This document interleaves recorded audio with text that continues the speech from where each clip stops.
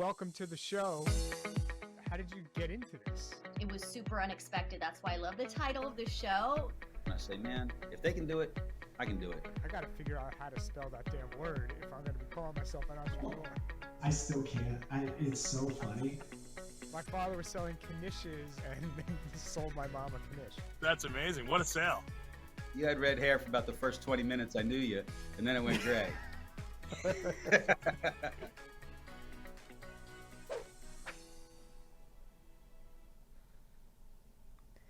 Hey, welcome to the Unexpected Entrepreneur Show. Thanks for joining us. Today's show is brought to you by our team at Veridity Entertainment Services, VES. Meets the growing demand for customized live streaming. Streaming professional and recorded in-house productions breaks down the final barrier between you and your company and its audience, putting you together in the same virtual room. Contact the team at Veridity Entertainment Services for your live streaming and event production needs. Today we have a great guest with us. He is, Steph is a former award-winning supervising photographer editor at the New York Times and a multimedia strategist and live streaming producer for many top organizations, non-for-profits, and professionals. Steffen is a highly skilled, passionate storyteller, and he has a deep expertise in cross-platform branding strategy, educational planning, audience development, and digital engagement. Welcome to the show, Steph. Hey, Howie, how are you? Good. How are you? Oh, it's great to be here. I'm really excited to be here, and I love the name of your show, The Unexpected Entrepreneur, because I think many people end up in the field of entrepreneurship by chance sometimes, and I really did in many ways, and turned it all into a social media visual strategist and live stream production guy. Excellent. Yeah, it's a real thrill to have you on the show. I know we connected several months ago, and so I really appreciate your time. No, I love the way we connected. You know, it was very natural. We just had a great meeting one day and got to know each other, and now I'm on your show. So, and we have similar paths in terms of what we currently do now. So tell our audience, how did you get started? I got started, well, I come from a background in journalism. I was at the New York Times for many years as a supervising photo editor. And I come from a background of visuals. I've been a freelance photographer my whole life. I actually spent 10 years documenting the NYPD back in the days. And if you've ever watched Law and Order, the Special Victims Unit in particular, my photos are part of the photos that opened that show. But anyway, amazing. So I have this journalism visuals background. And after spending a long time at the New York Times, I was downsized, like many people have been in journalism and stuff. It's business. And I ended up meeting an entrepreneur one day by speaking of unexpected entrepreneurs. And he was a great guy who I live near. And we took many walks with our dogs back then. And he said to me, social media was just evolving. And he said to me, you really need to be in social media because you have what it takes and you have all the other skills too. So, I listened to him and I thought he was a great guy and he was in the hotel business.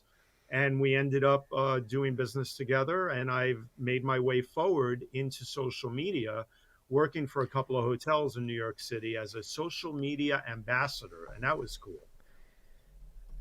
So tell me, what is a social media ambassador? What do you do? He gets lots of gifts from everybody around the world. No, no, I'm saying that because it was crazy. I became like a rock star at these hotels, and it was fun and unexpected in and of itself because I really honed my skills as a community manager that way. And that was at the very start. So it was great to experience to do that with hotels because you're dealing with an international clientele, especially in New York. So I did community engagement for them. and a lot of other things. And the bottom, creating visuals too on their rooftop parties. One of the hotels I worked for was the ZNYC Hotel in Long Island City. They have a phenomenal rooftop that has a panoramic view of the city. I ended up doing great videos and rooftop visuals for them.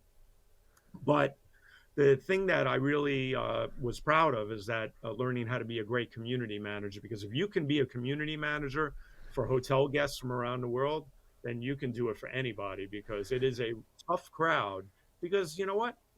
Hotel guests want what they pay for and expect, and they should get what they pay for and expect. And it ended up being a great segue into social media. And a lot of them brought me gifts from around the world. So that's why I was joking. I'm serious. People at the hotel were jealous of me. I was getting like shirts, and my son was really a baby back then. And they bring me teddy bears. One person brought me something else. It was great. What parts of the country or what parts of the world is everyone coming from? Oh man, you named it. Germany, South Africa, everywhere. It was great. I mean, I actually had a point. It was crazy. It was like Christmas every week. But Amazing. When you're really good at community engagement, and this is really important, it's when you start to actually meet a lot of the guests, and that's really great. I mean, I became friends with some to this day. There's a couple of beautiful ladies that I met from Rhode Island who are teachers, and they're wonderful. And when they came to New York years later, we ended up getting together and had a lunch together. And other guests too I met from South Africa, who actually, I do a lot of freelance photography, and I'm a big nature photographer. And one of the guests years later collects some of my photos. It's really a beautiful thing when you can hone your skills that way and have really great natural relationships with people that you've met online.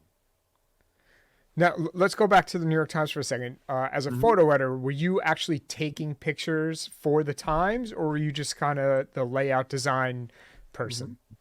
Well, I was a very special person at the New York Times. I say that that sounds kind of cocky, but I was a specialist there. I was a supervising photo editor for the wire service. So the cool thing for working for the wire service was that you had to handle every section of the newspaper. Whereas a regular photo editor, and no disrespect to any of the regular other photo editors there, is that you stay in a certain desk, then you move to another desk maybe in a few years or in a few months, whatever. But as a wire service photo editor, you're using your skills to edit photos from every section of the newspaper every day you work, and live events. So, you're editing the World Series live as it's going on. You're editing, unfortunately, some of the conflicts that are going on in the world. I've worked on many of the major conflicts. I was actually on staff, of course, when September 11th happened. And that was a crazy and intense experience as anybody could ever have. Probably the most sad and impactful moment in my life as a visual and photo editor, as a photojournalist and photo editor. Totally understand.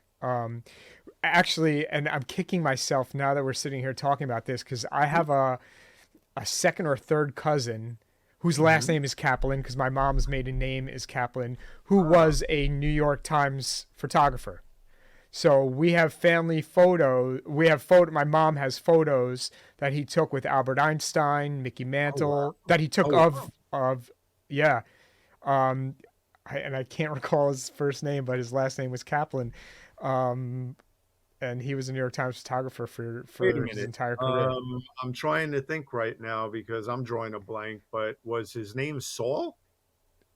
Yes. Sam. Sam. That's right. Sam. That's yes. Saul. Oh, I know of Sam Kaplan. Yeah. Yeah. Of course. There were many. Yeah. How about that? It just hit me. Yeah, it's crazy. It's a small world, as I always say. Right? Totally. So we transition into the social media, transition into entrepreneurship. Mhm. Um, what what struggles did you first encounter? What struggles did I first encounter going from being a photo editor and a person at the New York Times into social media? Um, it really, I didn't struggle, I have to say. It was actually a really great transition because journalism, and particularly the wire service, was a really intense field to be in for a long time because we're always on deadline.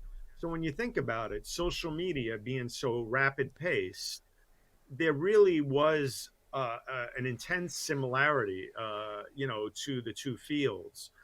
There's always something breaking. There's always something going on. So it really was a natural evolution for me, as I always tell people. Plus, I became a real quick fan of Twitter. I'm a Twitterholic. I love Twitter. I think it's a very dynamic platform. I love to use it to its utmost ability. And when I started tweeting, I was like, this is like writing captions for photos. They have to be short, on point, and I like to use a lot of visuals with my tweets.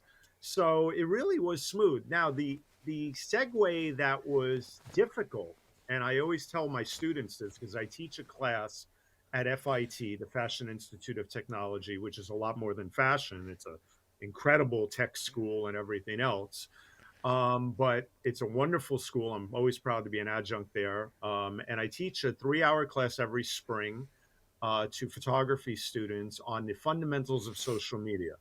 So the point that I'm making here is that one of the things I always hit on during this course is that they need to hone their business skills as much as their creative skills. So that was the big struggle for me, is learning how to be a good solid businessman and entrepreneur, which I never was as a photographer.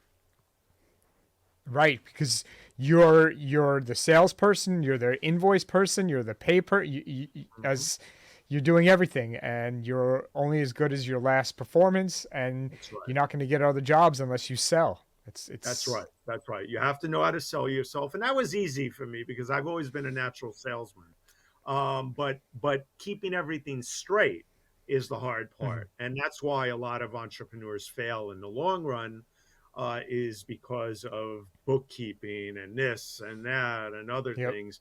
And unfortunately, right now, it's out of anybody's control, in my opinion, because we live in a crazy world with the pandemic, and unfortunately, we saw the demise of a lot of businesses over the Right, past 2 years, unfortunately. and that's really hard and sad because we all know how hard everybody's worked to build their brands. And so it's a very, that was the hard part, was that part. But you get used to it after a while, and you force yourself to get better and better because you have no choice. Right, right. So speaking of brands, how did you start the Spin It Social Hour? Perfect Mhm. transition segue, by the way. Yeah, well, I started first the Spin It Social brand because what I ended up doing was, I realized early on that I needed to come up with a great brand name, as many of us figure, but it's a hard thing.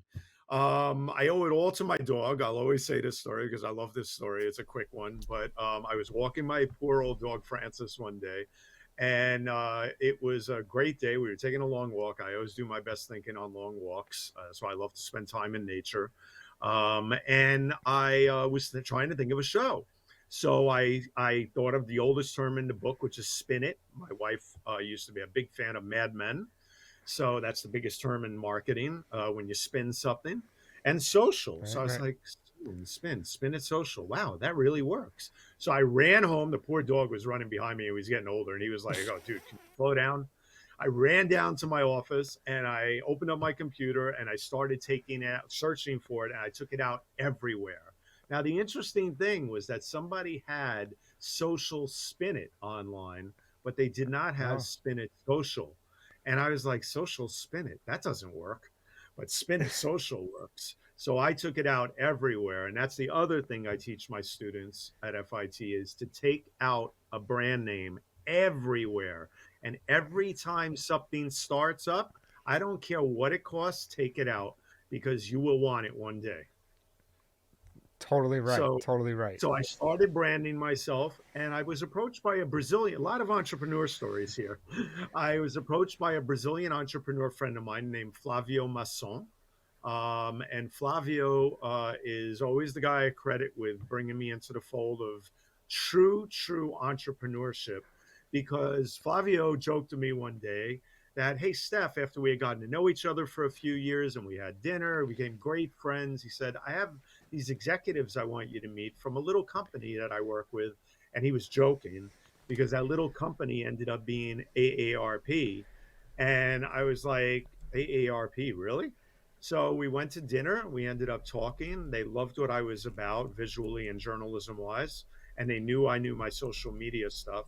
So they brought me on board with a great platform called Life Reimagine, which is exactly what I was doing anyway.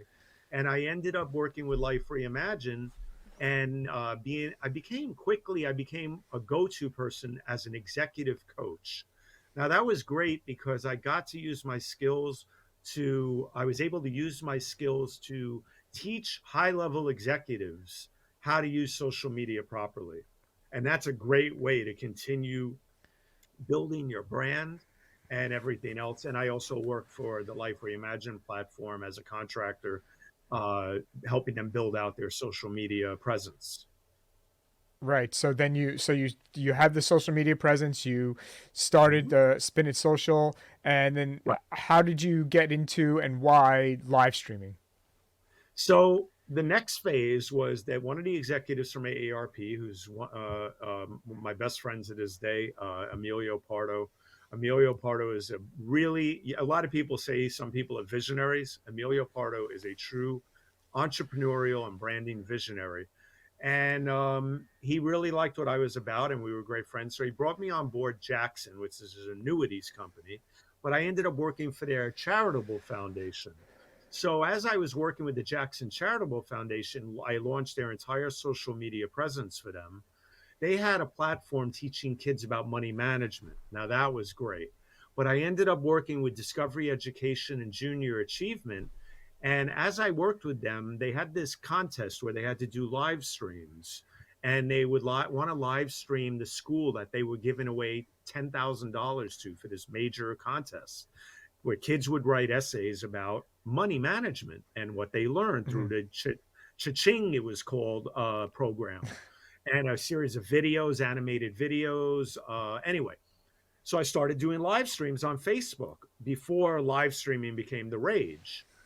But to make a longer story short, when the pandemic hit, I realized that live streaming was going to be the next big thing with social media. I really did see it as the natural evolution of social media, because all of a sudden we saw all these people from TV shows, from every possible walk of life, jumping online and starting to do these shows from home because they had no choice.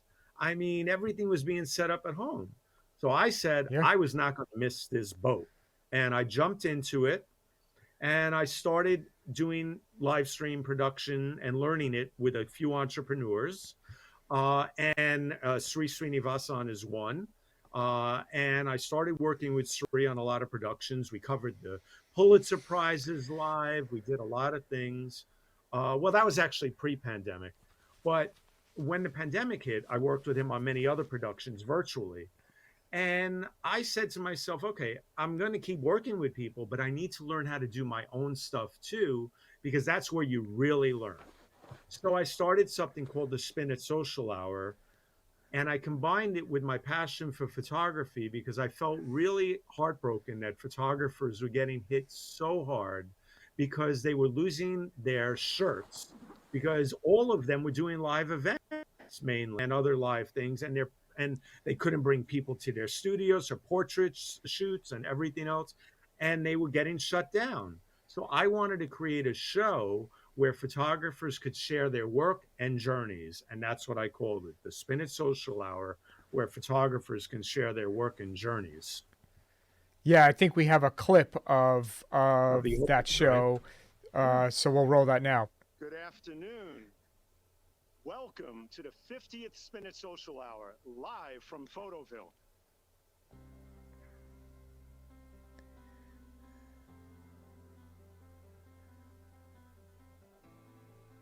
So this is the entrance to the show, opening to the show, when I put together editing a bunch of photographers' works together. All of them have been on my show. And I basically created this visual slideshow with music that introduces the show and them.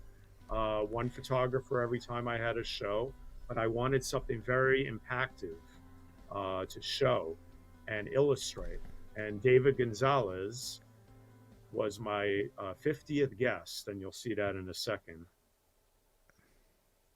Good afternoon, everyone. I did not say good evening because I usually do these shows at night, but welcome to the 50th Spin It Social Hour, live from Photoville. We are here at Pier 2 in Brooklyn. Imagine that, a live stream live. First time. So that was funny. Excellent. Because, yeah, no problem at all. So the deal is that was my 50th show, and I wanted to do it somewhere really special. Photoville is a big thing every year. They didn't do one the year before, or it was very limited, if I remember correctly. This year they wanted to go full throttle again and have it all over the 5 boroughs. It's storytelling and photos from all over the world from many hundreds of photographers. So David Gonzalez, a senior reporter and photographer from the New York Times, was my 50th guest, and it was a great show. But more importantly, so when I started the show, the Spin It Social, Social Hour, like I said, it was about helping the community of photographers, and it was all done through my own efforts, pro bono, to help these people, help my friends, and help people. It really did help a lot. It picked up a lot of traction and got their names and their work out there. But now, 50 shows later, which is a lot of shows, I was doing one once a week. And then I ended up doing a show once a month after that, after the first year, because it was a lot doing one every single week, because I was editing. It is a lot of work. Yeah, I was editing the photos and I was putting the slideshows together. That was just the opening slideshow. I did an inside slideshow that would show their work. That was the opening. And it took a lot out of me. So I decided to do it once a month. And now, like I said, I wanted to transition into a new sort of thing, but I'm still going to have photographers on every now and then. But I wanted to talk more about social media for social good, because that's another thing I teach my students about in one class every semester, is how to use social media for social good. Because, social media gets a bad rap, and I'm tired of it. And I understand, and it really is used, unfortunately, in very bad ways. But we've learned that and we've seen that. But without getting into all that, I do like to explore the positive aspects of this. And Tim, my first guest in January on the 13th, is really special because he's going through a lot, and he's a stage 4 cancer thriver. He calls himself a thriver because he's kicking its butt right now. And he's really working in, he's doing amazing stuff, making himself better with the doctors and everything. But he's also a social media expert himself. And it's great to have him on because he's been a community manager and somebody who's used social media for social good for many years. He used to work at the Huffington Post, and he's well known around the world. And he's a great dear friend of mine. And the reason I also wanted to have Tim on is because I use social media for social media good when he was stricken with cancer, because I helped raise quite a bit of funds for him when he was first hit with pancreatic cancer. I'm sorry, he was hit with stage 4 cancer of, I'm forgetting exactly what's. No, that's great that you were able to do that. And so how often will you do this next show? Once a month. It's going to be once a month. I haven't determined the exact day yet. I'm starting off on a Wednesday because it's good for Tim. Then I'm going to figure out the day. You know, one of the things I found interesting about live streaming, it's really important to set certain things, producing wise, a date, a time, get steady with that. But I'm finding that once you build a presence, no matter when it is, people will Mhm. flock to you and follow you as long as you do good uh, social media promoting throughout the week building up to it. Because you know what? Let's face facts. We're all dealing with a lot these days: families, work, everything, the whole Right. nine. I like what Zorbita Greek said years ago in the play Zorbita Greek when Anthony Quinn said he was talking about life in general. Have I not dealt with the full catastrophe? It's there's so much going on in life that it resembles that phrase, you know. And I prefer to bounce these days when I feel comfortable to do a show at a certain time in a month. That's when I set it for because we're busy, you know. Yeah, totally, totally. So moving on, let's. I know your other title is visual strategist. If you Hmm. can explain that for our audience, Oh, sure, what sure. does that? What do you exactly do? Sure. So the great part of being a visual strategist is that, so I realized early on that when I was a social media strategist, that that wasn't enough. So I needed the secret sauce, as they say in cooking. I'm a big foodie.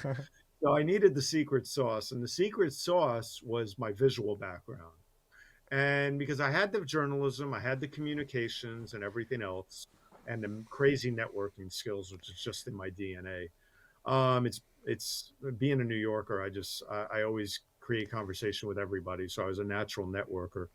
But visual strategy was key, and I realized early on that a lot of people did not have that component. So what I did was I weaved that into my title, and I started really putting out my visual background. Like this is a visual I just created this weekend at a photo expo. I was there with a photographer friend of mine named Rick Friedman, and I Hmm. was filming this performer that was there for his workshops on light painting, and it was at Unique Photo in Fairfield, New Jersey. And I saw this guy, Randy Cato is his name. He's an amazing performer using his sear That is so wheel. cool. Yeah. And I said, okay, everybody's shooting stills, but I need to do something cool. So I did a slow motion, super slow motion video.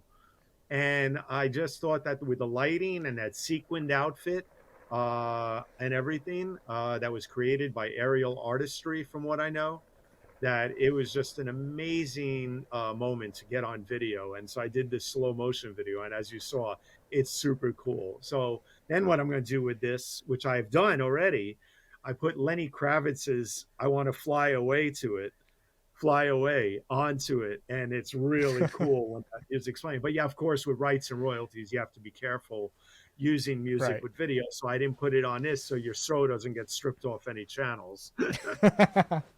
So The let's only just geek out for half a sec. I'm sure you use some high-end super camera to obtain that video. What'd you shoot it on? No, I did, but it's a high-end smartphone. That is the thing. You know, we have the power of technology right here in our hands. And I'll always plug it because I'm in love with this camera. But the Samsung S21 Ultra is one of the best cameras, if not the best camera on the market. And I love iPhones. They're phenomenal as well, but I've just been a Samsung guy. It is an amazing, amazing smartphone camera and video.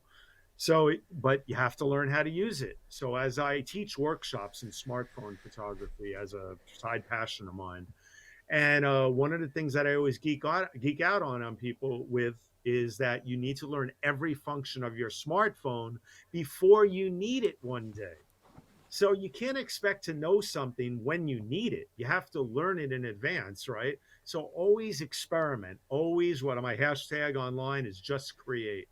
Always just create something, always experiment. Even if it means failure, try it because Right. it's not a failure if you're learning how to use something and make mistakes because then you'll get better at it, Exactly.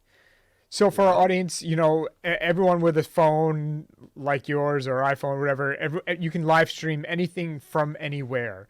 How did you get into monetizing live streaming? Well, I think you have a clip on that. You want to play that first? It's kind of a cool Yeah. clip to listen to. Okay, this guy who used to, and forget that one, used to work for the New York Times as a supervising photo editor, and then he became a social media and visual strategist.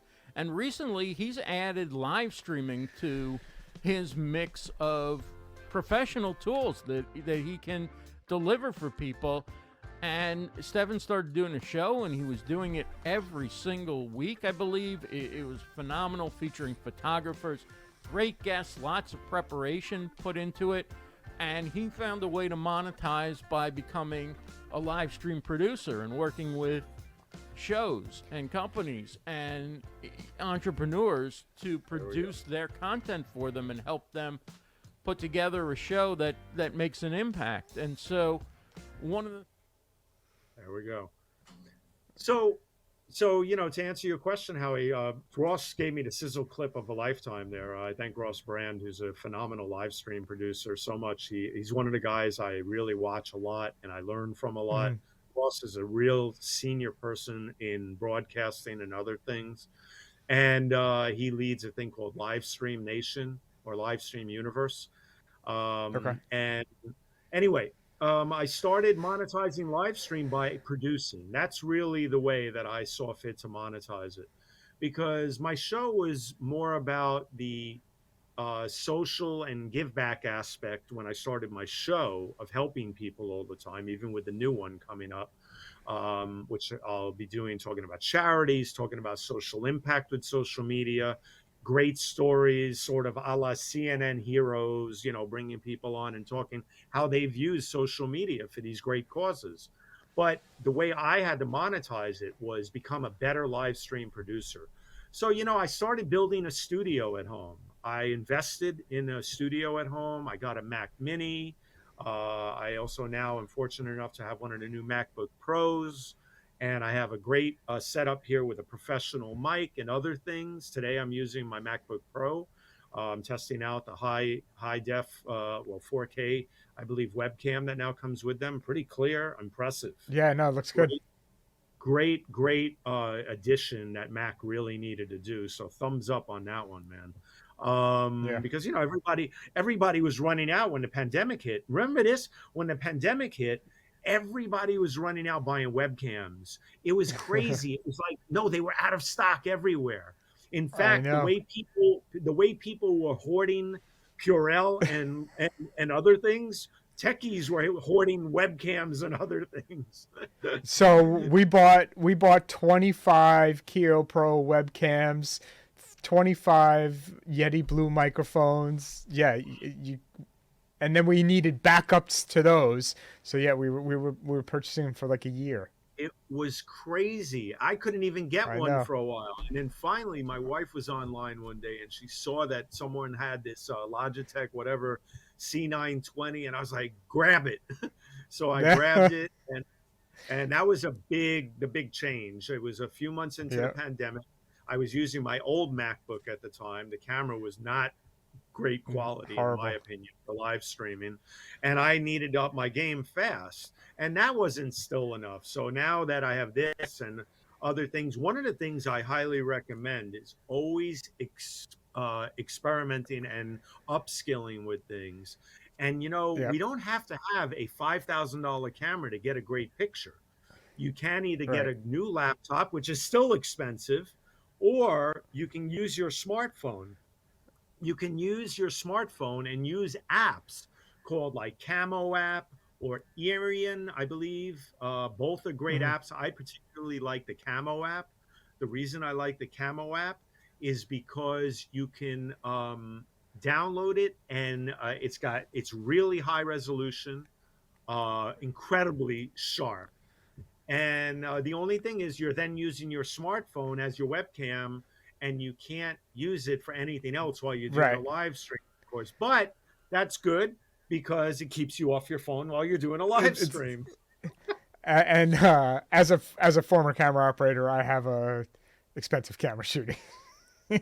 Oh, I'm sure you do. I know you have expensive equipment. With what you. But and I'm you're totally right. You don't need it. No, you don't. But you do want the high end stuff if you can afford it, or you can get great production companies like yours to be able Thank to you. do the high end stuff, because you should have that. And I'm going to be upscaling to that sooner or later. It's an incredible investment to get It those is. really high def cameras that do that kind of ultra sharp work. But I recommend, if you can get one, and I will be getting one soon. But the other Yeah. key is really learning how to produce, learning how to Mm-hmm. create run Mm-hmm. shows, learning how Yep. to put shows together with video and slideshows. So that is really key as well. Absolutely. Absolutely. Well, we'll wrap up with a few entrepreneurial questions for you. Yeah, Uh, sure. so I know you've answered a bunch already. So any mentors that you've had over the years? Oh yeah, no, definitely. I mean, mentors. Well, photography wise, I could go down a whole slew of people that would take forever. In terms of entrepreneurs and stuff, definitely Srinivasan, who's been one of the biggest influences on me. Period. Recently, I've become a really good friends, and I also help create the Martin Lindstrom and Marshall Goldsmith show. I was the co-creator and co-founder of the Martin Lindstrom and Marshall Goldsmith show on LinkedIn and other channels, called the M&M Show. Martin Lindstrom is one of the biggest brand experts in the world, if not the biggest. He helped rebrand Dubai. That's Oh, pretty wow. impressive. Pretty big. So not many people can say they help rebrand a country. Right. Do you have a morning routine that you follow to help you with your schedule? Is there a morning routine that I use to follow my schedule? I find one of the most important things to do in the morning is to clear your head. I think it's really important. I go to sleep earlier these days, and I actually wake up super early because I love the quiet in the mornings, and I like to take walks in the morning. So that one of my ways of getting set for the day is I have a whole thing online. If you go to Medium, the blogging platform, and do a search of Spin It Social or my name, you'll see I wrote something recently about the photography as meditation, because I use photography in my own meditation type of way, and it clears my head. Doing nature Great. photography. Yeah, I have a whole morning routine that starts the night before, kind of, and I go to sleep by 9:30, 10 o'clock. The other Wow, most early. Yeah, yeah. nights. Yeah, well, I get up between 4:30 and 5, but Yeah. that's part of how I do things. And I had to Mhm. meet Paul the other night at like 9:30, and it threw me off like crazy.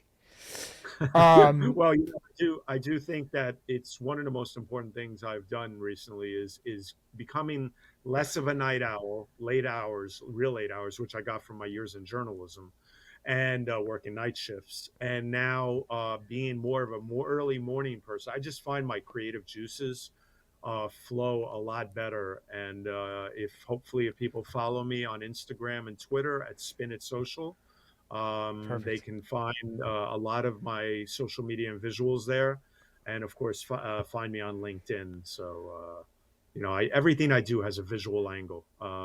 It's important. It's what I live to do, is create great social content and community management. Excellent. Well, I can't thank you enough. Again, I know you just said where people can find you, but just tell us one more time where people can find you. Yeah. No, Steffen Kaplan on LinkedIn. That's Steffen, Kaplan with a K. And then Spin It Social, that's one word, SPINIT Social, Spin It Social, all one word. I'm on Instagram, Twitter, Facebook, of course, and everything else. But Spin It, and on YouTube at the Spin It Social Hour. On Spin And It your new Social show Hour. starts. Mhm. January January 13th. January Great. 13th at 7 p.m. And it will be using Let's Talk Social Media for Social Good. And I look forward to doing that once a month with some great guests. It's going to be more of a talk show, but it's going to incorporate some videos and other things as well, from clips of things. But it's going to be a really great show. exploring the goodness of social media, which I think we need to do more, because God knows all we hear is all the bad stuff all the time. Absolutely. Well, I can't thank you enough for your time and for all the information and all the advice you've given our audience. Hopefully, they'll take some of it. And we look forward to your new show in January. And Happy New Year! Have a great holiday season. Thanks so much, Same Steffen. to everybody. Same to everybody. Thank you, Howie. It's been a pleasure. Same here. Same here. Take care. Well, that's our show for today. Just want to thank everyone for tuning in. Our show is brought to you and sponsored by our team at Veridity Entertainment Services, helping you deliver content the right way. Why let any social media platform control the ads on your content? Constantly evolving algorithm changes can have a huge negative impact on your following. All you need is your own content network, and Veridity Entertainment Services, VES, can help you create that. Content delivery has never been so easy and powerful. Our state-of-the-art technology can help you create an amazing private labeled experience. We create virtual or hybrid events and corporate meetings with guests from around the world to take your content to the next level. Control, elevate, and own your own content. Again, thank you to our guest, Steffen Kaplan. Tune into his new show, January 13th. Thank you all very much. Have a great week.